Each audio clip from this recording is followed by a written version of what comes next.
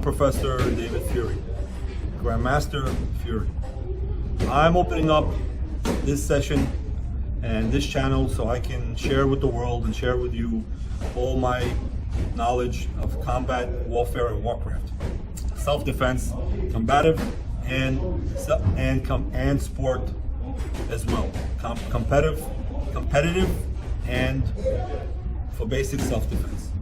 I hope you enjoy our channel, and I hope you join me every day so I can show you and demonstrate to you what I believe is the elitist way in the world of self-defense and combat. A little bit about me. My history starts of about 50 some odd years of combat, self-defense, warfare, and warcraft. I have competed all around the world. I've served in the military, and I am presently one of the top martial arts masters in the world because of my knowledge, my capability, and what I show to the world to be elite. I acquired this through my whole life because of my masters and my training, also my participation in real war, which today makes me a veteran, not only a martial artist. With all this, and with everything that I have achieved and acquired for the last 45, 50 years, I bring to you with Furie Combat International and all over the world. I hope you enjoy it, and I hope you join me each day. Thank you.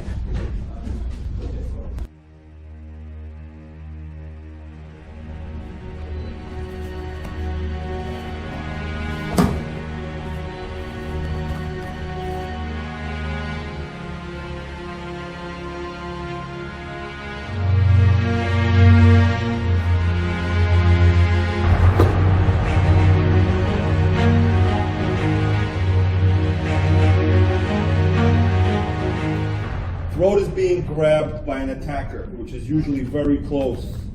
The defense is to put your hand up and block and target your throat to bring your throat downwards.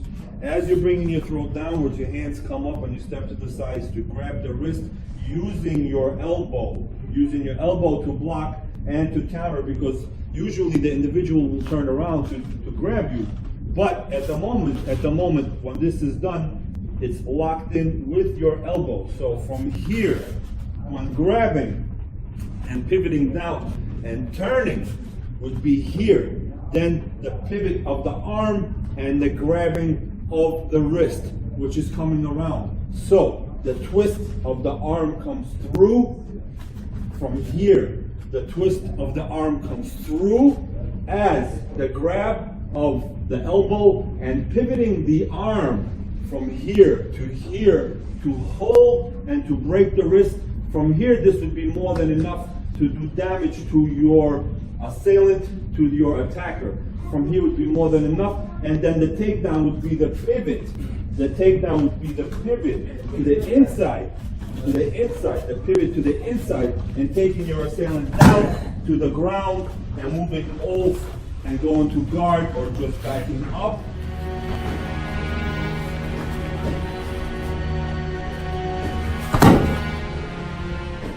Attack is being done to the front on a parallel.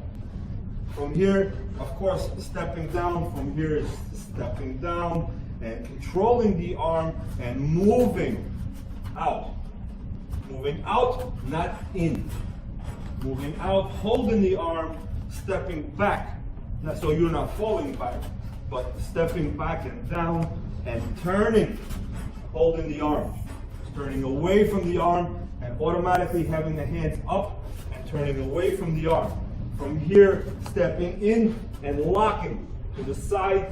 As you're locking, you're pivoting the hand and grabbing the hand which you're controlling. Because from here, once you have stepped and took the hand off, the inside arm is grabbed and pivot to the palm, which is then locked in, which is from here more than enough to rip and break.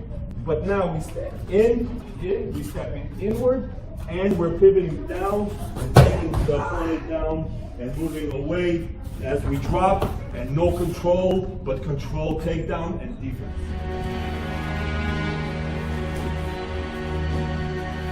The arm here, of course we don't go to the inside, we go to the outside because we are trying to escape the grab of the hand and to block with our hands. So when the attack is done with this hand, you do not want to go to the inside, you want to step to the outside and manipulate your hands as a guard just to protect your face and to protect your body in general. So if the attacker is done with this hand and it's grabbed, of course I'm not stepping to the inside because he can choke me and grab me with the other arm, which is even worse, right? But from here, as the attacker is done and the assailant wants to grab you also with the other hand, we're stepping and grabbing to the outside and manipulating the hand because we're coming through, and then manipulating the wrist because of course the hand can move and he can grab you, but because of the constant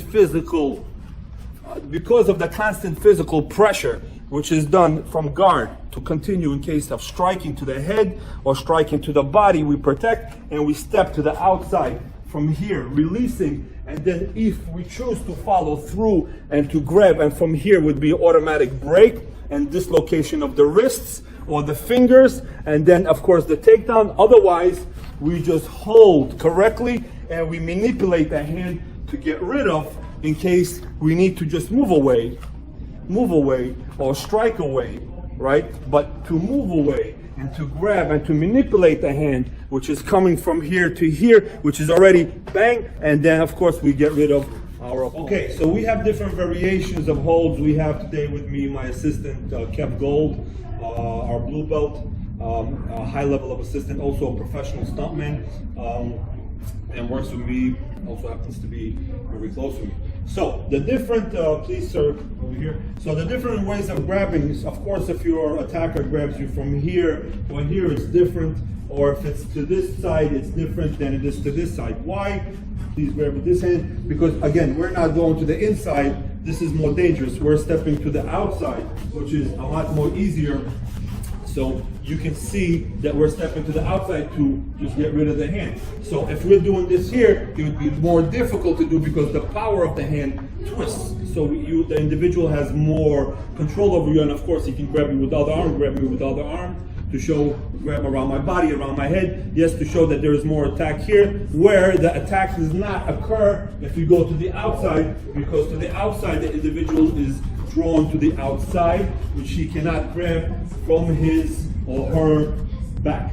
So again, as the attacker is done here, we automatically drop and step out to the side, which is this way, and then we're able to control the individual from grabbing from here and then controlling the wrists and the arms for whatever is necessary to be done by the wrist motion and of course the hand motion. This all alters because of the height of the attacker and the width of the attacker.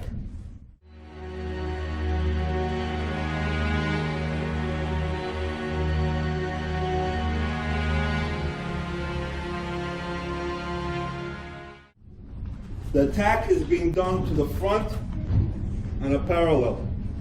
From here, of course, stepping down. From here is stepping down and controlling the arm and moving out.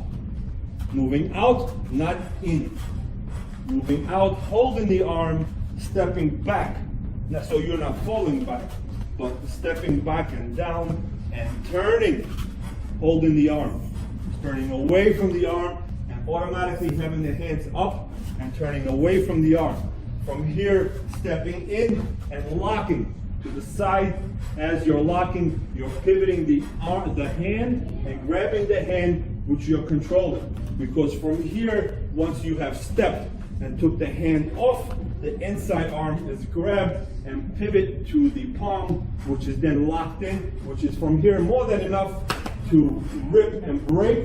But now we step in, we're stepping inward, and we're pivoting down and taking the opponent down and moving away as we drop and no control. But all right, everybody, so this is Professor Furie, and we're going to come back to you in the next session on situations that happen in the streets and the situations that can happen to you in close quarters, which might be on the bus, train, school, in any situation. It's most likely somebody might come at you and grab with two hands. So the attack, the next session we will be doing is a two-hand attack, somebody grabbing a two-hand attack correctly. Okay, and we will be doing these kinds of defenses for our next session as we will come back to you. Right?